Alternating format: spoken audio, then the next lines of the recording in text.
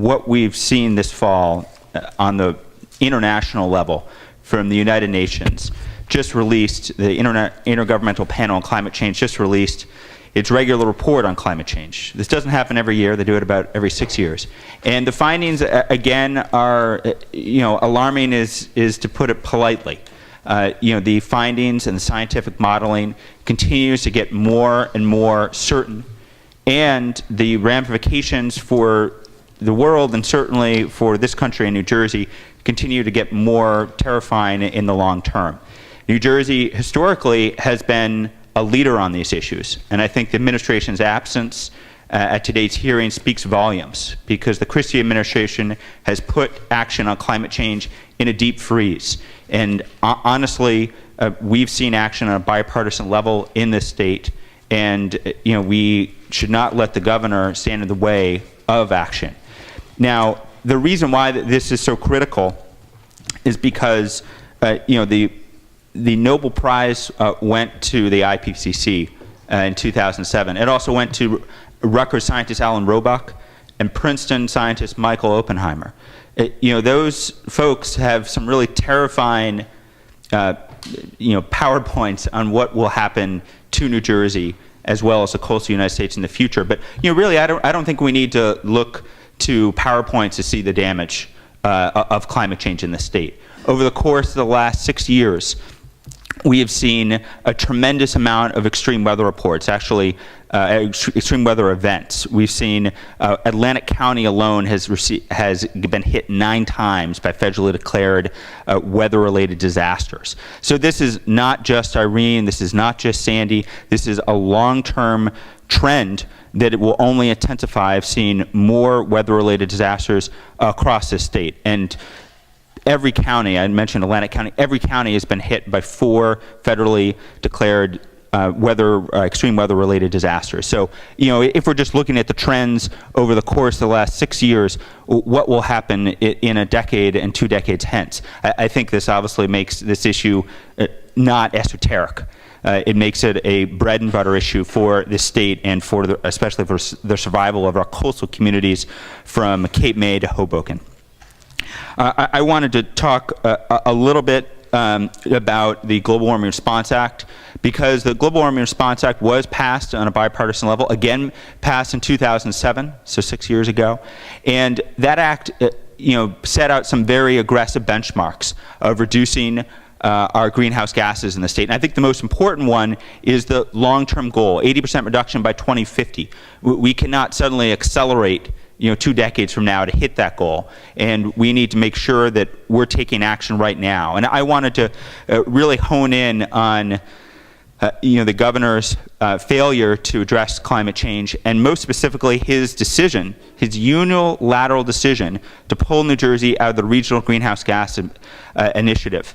Over 30,000 New Jersey residents weighed in with the governor and with the legislature saying that New Jersey should be in RGGI, and the governor did not reach out to the public. His decision is not only wrong, but we at Environment New Jersey, as well as our partners at the National Resources Defense Council, believe it is illegal because he did not involve the public in the decision-making process. We have filed suit against the administration last year. The wheels of justice, of course, move slowly, but we are confident for a positive resolution in the courts because it's really an open and shut case of the public being shut out of the decision-making process. Now, regardless of that suit, as Mr. Chairman, you mentioned, we have seen some considerable action by our 9 other partner states in the Regional Greenhouse Gas Initiative. Those states are working to strengthen the program, and they're starting to see really the benefits. And I think of the Regional Greenhouse Gas Initiative as a program that has a long-term vision. We pulled out only when we were starting to get some of the initial benefits. And New Jersey will continue to lose out, both from the clean energy funding for energy efficiency and clean energy, and also for creating an incentive for our power plants to reduce their emissions. I think it's important for the committee to know that some of our peaker plants in the state, I'll just point to one, the Kearney Generating Station along the Hackensack River in Kearney, was opened at a groundbreaking attended by Thomas Edison. Clearly that technology was from the 19th and 20th century. We should not develop a plan to deal with climate change that continues to rely solely and primarily on fossil fuels. And I think that's the one of the things I wanted to thank the chairman for holding this hearing, because this hearing is not just obviously on RGGI, it's on the president's climate plan. And New Jersey alone cannot solve this crisis. It's one of the reasons and one of the strengths of the Regional Greenhouse Gas Initiative. That federal action is tantamount, because our power plants alone create as much pollution each year as 3.7 million cars in this state. One power plant in Georgia, one of the dirtiest in the country, produces enough pollution equivalent to the pollution levels of over 4 million cars. So one plant in one state produces more pollution than all our power plants combined. If that doesn't speak to the need for federal action, I don't know what does. And I think one of the critical aspects of the president's plan is that it talks about reducing pollution from new power plants that are being built, creating a tremendous disincentive for building the dirtiest fossil fuel power plants, but also starting next year, EPA will put forward regulations for existing power plants. And that, I think, is the most critical aspect of this plan, because it means that the days of not having any restrictions on the global warming pollution that you pump into this air, our air, will be over. And some of the technologies that we've used here in New Jersey, other states will need to adopt that. And that's going to be good news for acting on climate in this country, because power plants produce 40% of our global warming pollution. They're the elephant in the room, and we cannot act on climate without addressing them. That being said, New Jersey, obviously, can't just rely on this federal action.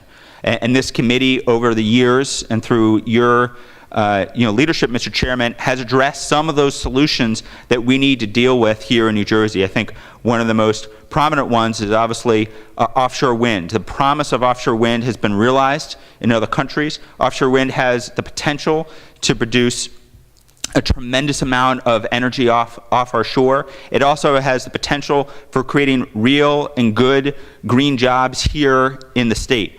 It's a bipartisan issue. The governor signed legislation to get offshore wind here in this state 3 years ago. Since then, we've seen inaction, and we're well over 2 years past the deadline in that bill, passed by a huge majority in the New Jersey legislature. So those are some of the critical issues that we need to deal with, because, and I want to address another item which I know some of my partners will address as well, is that we obviously are seeing a huge increase in fracking across this country, especially in neighboring Pennsylvania. And honestly, the industry would like you to believe that gas is a bridge to a clean energy future. It's not a bridge, it's a gangplank. And if we double down on fossil fuel technology, we're going to crowd out clean energy investments in energy efficiency, in offshore wind, and in solar. And I think it's also critical to note that the life cycle of gas is as bad, if not more bad, than some of our dirtiest types of fossil fuel, like coal. So we again cannot assume that gas is our solution. And then I think it's also important to note that fracking has devastated communities and environmental, has a huge environmental impact in neighboring states like Pennsylvania. This legislature has continued to support banning fracking waste in this state. That's a byproduct that we don't see through clean energy technologies, and that's a byproduct that really no state should have to deal with. We certainly don't want it in New Jersey. So I just to wrap up here, because I know there are obviously other speakers, we need to make sure that we're backing up the administration's action on the federal level, but we also need to get back in to RGGI, because it's a win-win for our environment and our economy, and we need to move forward with clean energy technologies of solar, offshore wind, and energy efficiency, and not double down on fracking. Thank you very much, Mr. Chairman.